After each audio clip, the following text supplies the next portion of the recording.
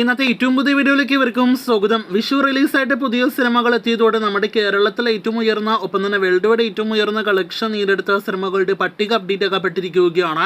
ഈ വീഡിയോയിലൂടെ കേരളത്തിൽ ആദ്യ ദിവസം ഏറ്റവും ഉയർന്ന കളക്ഷൻ നേടിയെടുത്ത 5 സിനിമകളെയും വേൾഡ് വൈഡ് കളക്ഷന്റെ കാര്യത്തിൽ ഏറ്റവും ഉയർന്ന കളക്ഷൻ നേടിയെടുത്ത 2 സിനിമകളെ കുറിച്ചുള്ള റിപ്പോർട്ടുകളാണ് പ്രേക്ഷകരിലേക്ക് എത്തിക്കുന്നത്.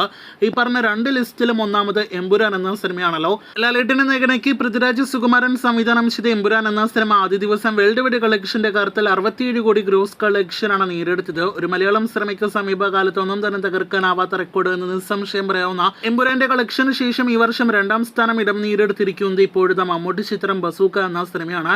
എമ്പുരാന്റെ ആദ്യ ദിവസത്തെ വേൾഡ് വൈഡ് ഗ്രോസ് 67 കോടിയാണെങ്കിൽ ബസൂക്കയുടെ ആദ്യ ദിവസത്തെ വേൾഡ് വൈഡ് ഗ്രോസ് 7 കോടി രൂപയാണ്. ഇനി 2025 ഈ വർഷം തന്നെ കേരള ബോക്സ് ഓഫീസിൽ ആദ്യ ദിവസം ഏറ്റവും ഉയർന്ന കളക്ഷൻ നേടിയെടുത്ത 5 സിനിമകളിലേക്ക് വരികയാണെങ്കിൽ അവിടെയും നമ്മുടെ ലാലേട്ടന്റെ എമ്പുരാനാണ് ഒന്നാം സ്ഥാനത്ത്. 14 കോടി 7 ലക്ഷം രൂപയാണ് സിനിമ ആദ്യ ദിവസം കേരളത്തിൽ മാത്രം ഗ്രോസ് കളക്ഷനായിട്ട് നേടിയെടുത്തത്.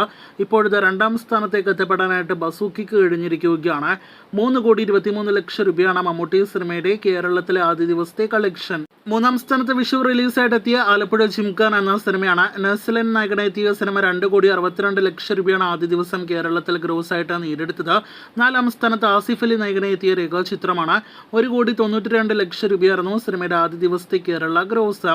5ാം സ്ഥാനത്ത് വീണ്ടും ഒരു മമ്മൂട്ടി സിനിമയ്ക്ക് ഇടം നേടിയെടുക്കാനായിട്ട് കഴിഞ്ഞിട്ടുണ്ട്. അത് Dominic and the ladies purse എന്ന സിനിമയാണ്. 1 കോടി 85 ലക്ഷം രൂപയായിരുന്നു സിനിമയുടെ ആദ്യ ദിവസത്തെ കേരള ഗ്രോസ്. അപ്പോൾ നമ്മുടെ മെഗാസ്റ്റാറിന് ടോപ്പ് 5-ൽ 2 സിനിമകൾ ഉണ്ട് എന്നത് മാത്രമാണ് ഈ ലിസ്റ്റിൽ പ്രത്യേകിച്ച് എടുത്തു പറയാനുള്ള ഒരു പ്രധാനപ്പെട്ട നേട്ടം. അതേസമയം എമ്പുരാൻ എന്ന സിനിമ 2 ലിസ്റ്റിലും കിങ് ആയിട്ട് മുന്നേറിക്കൊണ്ടിരിക്കുന്നു.